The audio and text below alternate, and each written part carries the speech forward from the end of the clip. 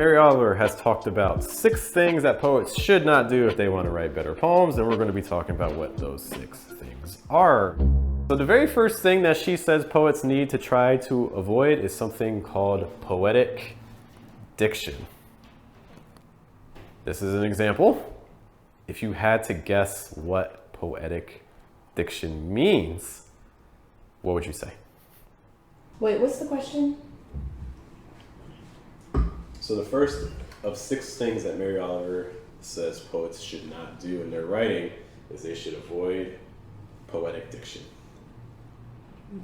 So this is an example of poetic diction. What do you think poetic diction could be? Can I answer this question if I read the book? We'll save you for last. How about Okay. Actually trying to take over. Maybe like overly conflated language. Can you give an example? I mean, here the sun, a golden orb, doth kiss the seas. Like, That's too much. like you're already here. The sun, a golden orb. Like, why add the additional descriptor when you're already describing the sun, which is an already readily available image? Upon whispering tread with sapphire waves caress, I tread with delicate steps neath. Probably this neath heaven's vast and endless dress. Probably that right there. Sounds like some Shakespearean type stuff. Shakespearean type It's stuff. an attempt. Yeah. Other things? Young doll's words and All those words a little too much. And We're not Dothan. We're maybe not we're not doing a that. humble wanderer, maybe or maybe not. But I would say it's a bridge too far. Or on other things stand out to you?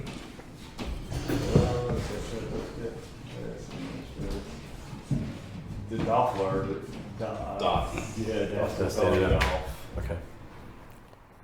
I think like the big thing that like Mary Oliver kind of points to is the language is almost like overly poetic. It's like I'm gonna take something and just make it sound as extreme. You will know I am a poet by the time I make it. It kind of feels like you have an assignment that says you have to have So many words. 5,000 words, and you're like, dang, I'm 2,000 words less than I should be. So you just start punching up every single sentence that you can. Some other places where I see that, so like I think one of the easier ones that are the ones I'm glad you mentioned is like the sun, golden orb. I think another one like the sea's crystalline brow. Like this idea of nature's like sacred vow. Even potentially like for instance like sapphire waves. I think just in the context of the whole poem. Oh my God. I knocked into it. I'm sorry. Did she hurt you?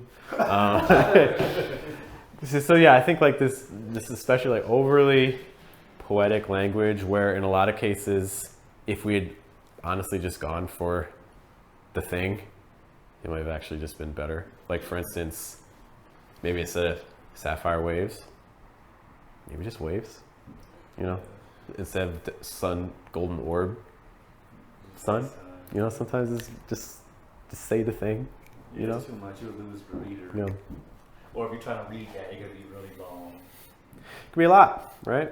Well, I think the thing that it also does is that you have opportunities to inject images into your poem, and because a lot of this language doesn't virtually no help in creating the image, like if you can create an image in less words than more, then I think that's better. And I think a lot of people, they're like, well, I want to stretch out the amount of words that I'm using for this image, and I'm like, you're taking away from the punch of what the image is. I would even take it a step further. Like, it's language that you're adding, and in terms of vocabulary, there's a richness to it, but it's like empty calories almost. Yeah. There's not a lot of emotional depth a lot of times added to this, and so it's like, how is this moving the poem forward towards what you want your reader to feel by the time the piece ends? Yeah.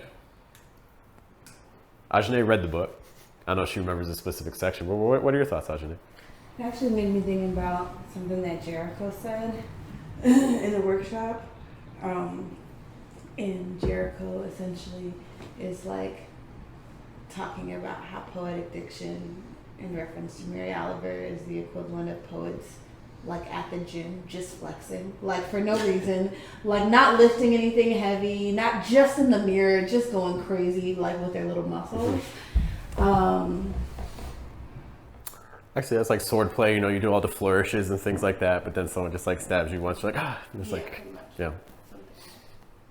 Yep. I think all this is pretty valid in terms of like the poetic diction. So things we want to watch out for our own writing, you know, for our own pieces. Yeah, I used to write way long like that. So that's somebody's hobby. I think it's common. Yeah, I think especially if people go through a phase where they read a lot of like Renaissance poetry, like Shakespeare, or if you read a lot of romantic poetry, like your 1800s stuff with like the nature images and things like that. I think if you're like, this is poetry, and then you apply it to your own stuff, I think it's... Just when I go back to some of my old pieces, I'm like, oh my God, this is way too much, way too low. And it can feel contradictory, right? Because I mean, just saying the thing, like just using the sun or just using the wave, like some people might like, that's it? Like that's so, but there is an art to simplicity, and it can actually end up being a lot more evocative. Final thoughts on our first point, poetic diction. Pretty much. Say it. Just say the thing. Stop talking around the thing. Say the thing. You good? I have a thought. My brain is moving faster than my mouth. I'm essentially trying to figure out the boundary, possible overlap between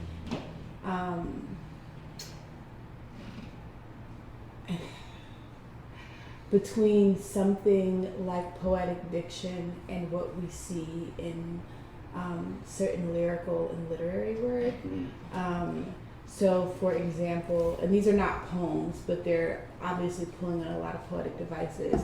For example, something like the work of Toni Morrison, something like the work of Philip D. Williams and his most recent novel, Ours, which is like really sprawling with not redundancy, because it's not redundant in the way that some of the stuff is with Mary Oliver, but like I think about the flourishes of somebody like a Toni Morrison, who is like known for like a tea kettle boiling in the most, you have never seen a tea kettle boil this beautifully, right? And thinking about how as a writer to know that border versus overlap. So what strategies would you, I have some ideas, but it'd be great to hear yours. How do you, when is it, I don't want to say like okay to do this, but okay to evoke language that might be reminiscent of this, but done in a more skillful way? I would say if the heightened language in places is contributing to the overall insight. So if we have a poem in where there is some type of rising tension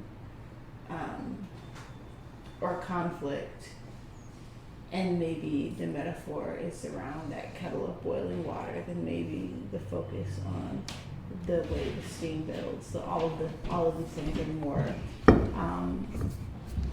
more gorgeous language is meant as a device to contrast what the insight or the like emotional takeaway of the poem is. It's interesting to say, because I was thinking like extended metaphor, like consistent word choices, which I think kind of is tangential to what you were saying. I think it comes down to intentionality. You know, it can't feel random. It has to feel like that we're moving towards a central goal with the poem. Like how is it moving it? How is it advancing it? Yeah, I also think there's like a certain economy there that is like, that's crucial. I think about the sun, a golden orb, and then doth kiss the sea's crystalline brow.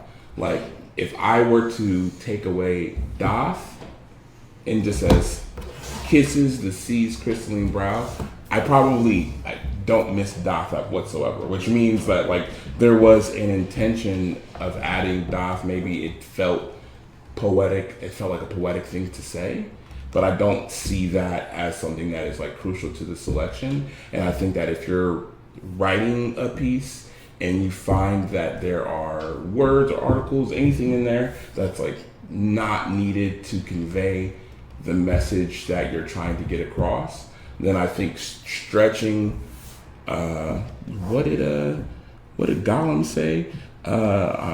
Spread too, like butter spread too thin over too much bread or something like that. It's like you're trying too hard to like spread this thing over, like spread this idea out for further than you need. And especially for more than I think the reader has interest in keeping with like that language. Like I think there's other examples where you have extended metaphor that you're able to inject a different image, or you're working with more solid pieces of the same image that still keeps some continuity and some, you know, like it feels like you're being reserved. Where it's like this, it just feels like you're just trying your hardest to make, you know, 10 words into 30, you know? In the interest of time, I'm going to move us to our second